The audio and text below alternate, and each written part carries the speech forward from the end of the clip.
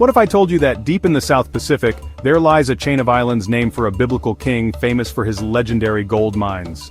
It sounds like a tale spun from myth, yet it is entirely true. The Solomon Islands, a sprawling archipelago of nearly 1,000 islands, carries a name that whispers of ancient riches and fabled lands. This name, given centuries ago, connects this remote corner of the world to one of history's most enduring legends. It is a story of misplaced hope, of exploration, and of a name that stuck, shaping the identity of a nation in ways its originator could never have imagined. The name itself is a mystery waiting to be unraveled, a clue to a past driven by the human quest for treasure and glory. These remarkable islands are scattered across the vast blue expanse of the Pacific Ocean, lying to the east of Papua New Guinea. They form a double chain of volcanic islands and coral atolls, draped in emerald rainforests and fringed by turquoise lagoons. The modern heart of this nation is Honiara, its bustling capital city, located on the northern coast of the island of Guadalcanal. Honiara serves as the political and economic hub, a vibrant center where ancient traditions meet the demands of the 21st century. To understand the Solomon Islands is to journey through both its geography and its history, from its remote placement on the world map to the layers of human stories that have unfolded upon its shores. The story of the Solomon Islands is not just one of a name, but of the resilient people who have called this place home for millennia. Long before European ships ever charted these waters, a rich and complex society thrived here. These were the Melanesian peoples, whose ancestors first navigated the open ocean to settle these isolated lands. Their story is one of incredible endurance, adaptation, and a deep spiritual connection to the land and sea. They developed unique cultures, languages, and social structures across the archipelago, creating a mosaic of human experience that is as diverse as the islands themselves. This ancient heritage forms the true foundation of the nation, a history far older than the name it carries today. So how did this Pacific paradise come to be linked with a king from the ancient Middle East? The answer lies in a specific moment in history, a collision of worlds driven by the European Age of Discovery. It was a time when maps were filled with blank spaces, and legends of lost cities of gold fueled daring expeditions into the unknown. The naming of the Solomon Islands is a direct consequence of this era, a fossilized dream of immense wealth. It is a reminder that names are powerful, capable of carrying stories, misconceptions, and aspirations across centuries, forever linking a place to a moment of hopeful and ultimately mistaken discovery. This is the story we will now explore. Long before any European dream of gold reached these shores, the Solomon Islands were home to a vibrant and knowledgeable people. The first settlers, the ancestors of today's Melanesian population, arrived thousands of years ago, undertaking extraordinary journeys across the open sea. These early migrations were among the most remarkable feats of human history. Using outrigger canoes, they navigated by the stars, the ocean swells, and the flight of birds. They possessed an intimate understanding of the natural world, a knowledge system passed down through countless generations. This allowed them to settle one of the most remote and scattered archipelagos on Earth, a testament to their courage and seafaring genius. Life on the islands was organized around clans and kinship groups, with each community developing its own distinct customs and traditions. With over 70 languages spoken across the archipelago, the cultural diversity was, and remains, immense. Society was often built on a system known as the big man system, where influential leaders gained status through their ability to organize feasts, mediate disputes, and redistribute wealth rather than through hereditary rule. This created a dynamic social environment where leadership was earned and constantly reaffirmed. Art, ceremony, and storytelling were woven into the fabric of daily life, expressing their spiritual beliefs and their deep connection to their ancestral lands. Their navigational skills were nothing short of extraordinary. These master seafarers did not rely on modern instruments but on a deep sensory connection to the ocean. They could read the subtle patterns of waves refracting around distant islands, long before land was visible. They understood the complex tapestry of stars in the night sky, using them as a celestial map to guide their canoes. The behavior of marine life and the direction of a wind provided further clues. This ancestral knowledge enabled them to establish and maintain intricate trade networks between islands, exchanging goods like shell money, tools, and food, binding the scattered communities together in a web of social and economic relationships. This self-sufficient world, shaped over eons, was a universe unto itself. The islanders had created a sustainable way of life, perfectly adapted to their environment. They were skilled horticulturalists, cultivating yams, taro and other crops in their lush gardens. The sea provided them with an abundance of fish and other resources. Their world was rich in culture, knowledge and community. It was into this ancient and well-established society that a new force would arrive, bringing with it foreign ideas, new technologies, and a name that would forever alter the course of their history. The arrival of the first European explorers marked a profound turning point.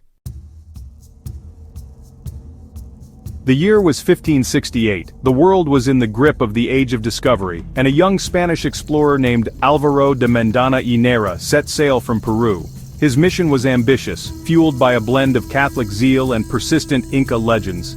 He was searching for Terra Australis Incognita, the great unknown southern land that mapmakers believed to exist, and perhaps even the legendary land of Ophir. Ophir was the biblical source of King Solomon's immense wealth, a place thought to be overflowing with gold, silver and precious stones. Mendaña and his crew sailed west for months, their two ships tiny specks in the vast uncharted Pacific Ocean, their hopes pinned on finding this fabled land of riches. After a long and arduous voyage, they finally sighted land. Mendaña and his men had arrived at the island of Santa Isabel, becoming the first Europeans to make recorded contact with the people of this archipelago. The initial encounters with the islanders were cautious, marked by a mixture of curiosity and misunderstanding. The Spanish, desperate for fresh water and provisions, were immediately struck by the adornments worn by the local people.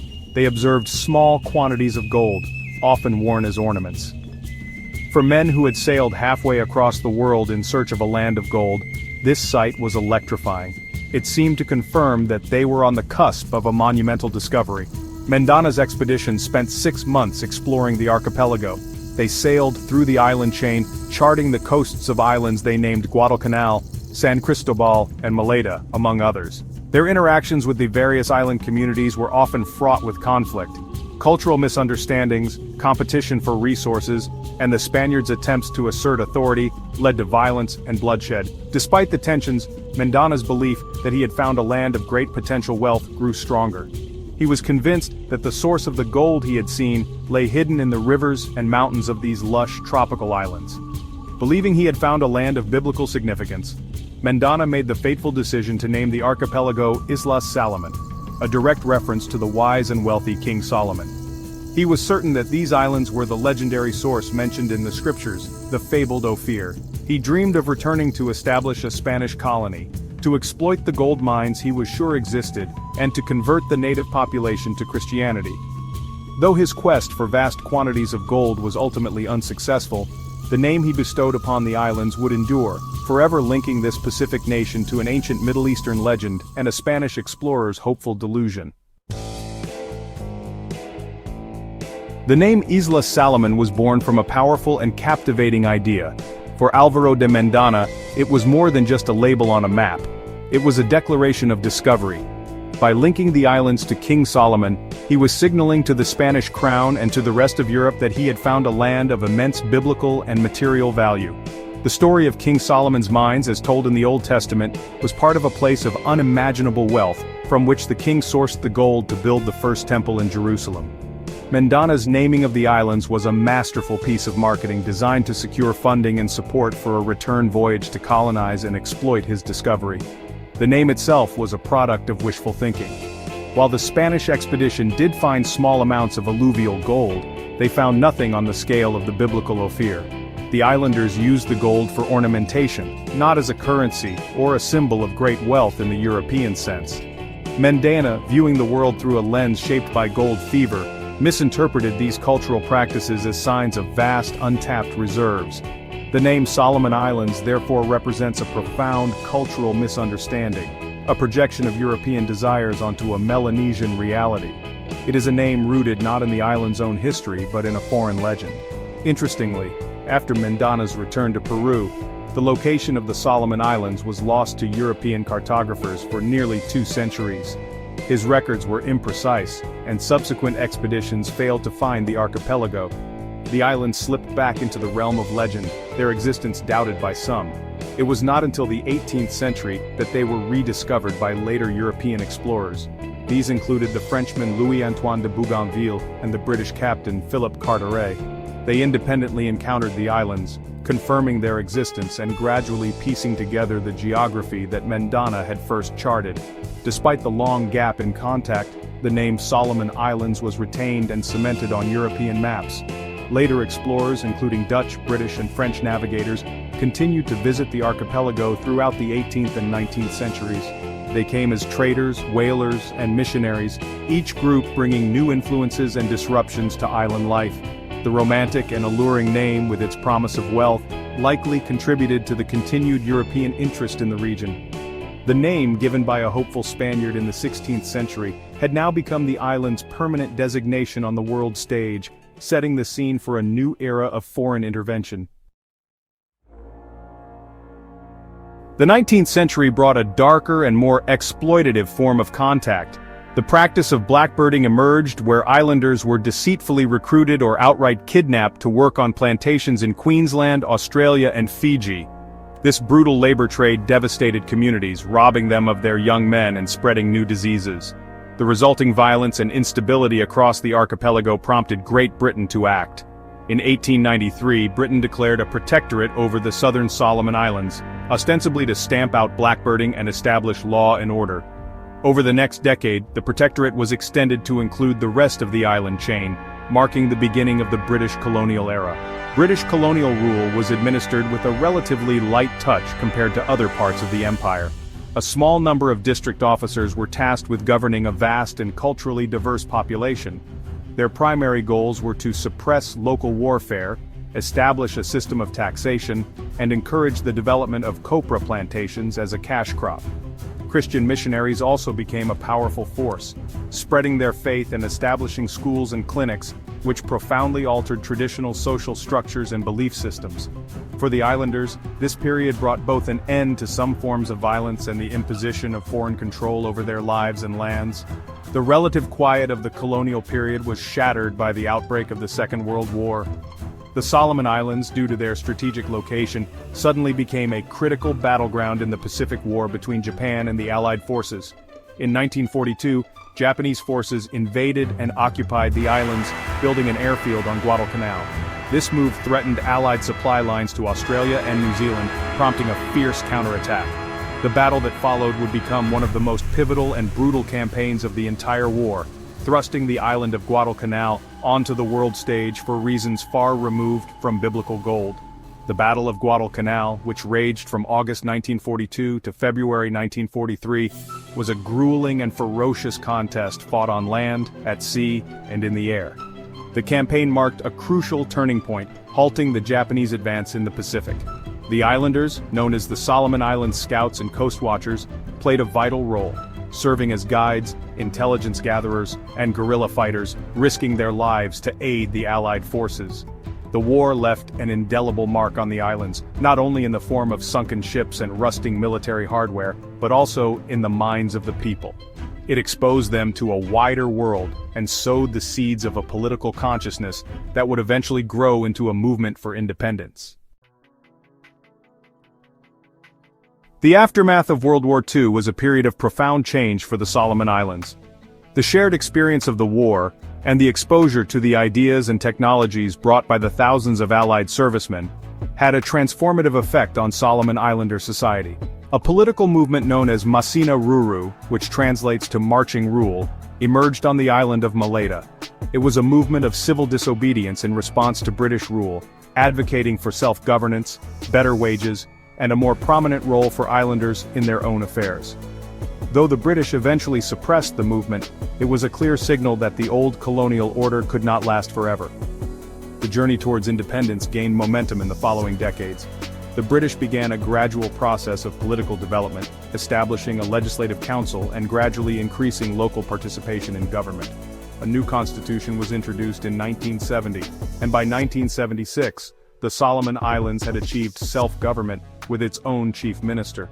This was a crucial period of nation-building, as leaders from different islands and language groups had to come together to forge a unified national identity. On July 7, 1978, the process culminated in the Solomon Islands becoming a fully independent country, a sovereign nation within the Commonwealth of Nations. The Union Jack was lowered, and the new national flag was raised for the first time. The new nation needed a capital, and it found one in the remnants of the war.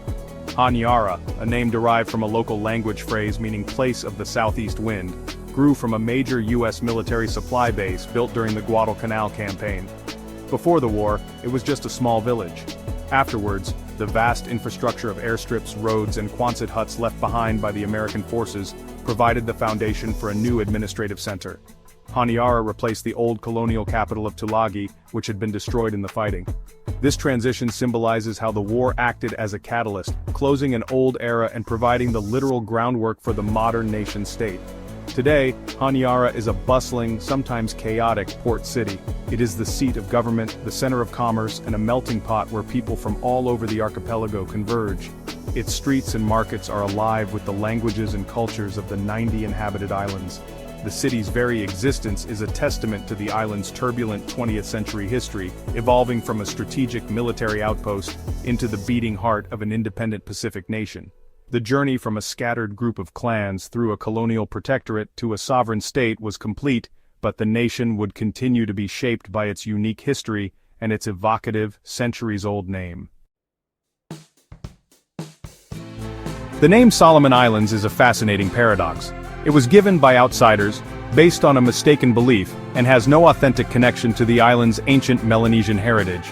Yet, over time, this biblical name has become an inseparable part of the nation's global identity.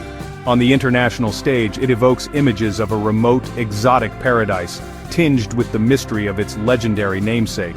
For many Solomon Islanders today, the name is simply a fact of their national identity, a label that distinguishes them in the community of nations. It has been absorbed and adopted, becoming a part of the country's modern story, even as it obscures the deeper, older stories of the land itself. The name's legacy is complex. Some see it as a colonial relic, a reminder of a time when European powers could name and claim lands without regard for the people who already lived there. It represents a history of outside interpretation, where the islands were seen through a lens of potential extraction and wealth. However, others have embraced the name, and even found new meaning in it. In a predominantly Christian country, the connection to a biblical figure like Solomon can be seen in a positive light. The name, once a symbol of a quest for gold, is now simply the name of home, a banner under which a diverse nation of many tribes and tongues unites. This conversation about the name is part of a larger process of forging a national identity. The Solomon Islands is a nation of incredible diversity with dozens of unique cultures and languages. Creating a sense of shared nationhood from this mosaic is an ongoing journey. The country's flag, its national anthem, and yes, even its inherited name, all serve as symbols of unity. The name, despite its foreign origins, has become a rallying point, a common denominator for all citizens. It is a reminder that identity is not static, it is constantly evolving, blending the old with the new, the indigenous with the foreign, to create something entirely unique. Ultimately, the story of why it is called the Solomon Islands is a powerful lesson in how names shape our perception of the world. What do you think about the names of other countries and the stories they tell? It is a fascinating journey to discover the origins of place names around the globe, each holding a clue to its history, its people, and its identity. Now I invite you to share your own thoughts. Tell me, what other country names have a fascinating story behind them? The world's map is a tapestry of such stories, and I am always eager to hear more.